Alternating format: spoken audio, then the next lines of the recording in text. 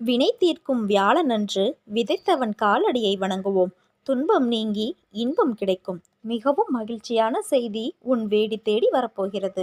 இன்றோடு அனைத்து கவலைகளும் முடிவுக்கு வரும்.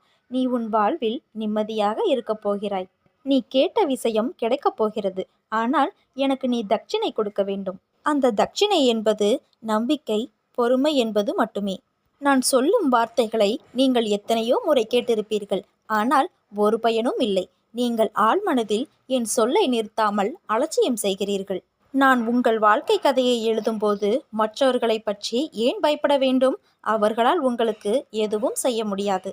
நீ உன் வாழ்க்கையில் எப்போதும் மகிழ்ச்சியாய் இருக்கப் போகிறாய். எப்போதும் என்னுடன் பேசும் பழக்கத்தை ஏற்படுத்திக்கொள். உன்னுடன் நான் இருக்கிறேன். நீண்ட காலமாக உன்னை வாட்டி வதைக்கும் வலிகளிலிருந்தும் நோய்களிலிருந்தும் விரைவில் நிவாரணம் பெறப்போகிறாய். இவை அனைத்திலும் இருந்தும் உன்னை விரைவில் விடுவிப்பேன்.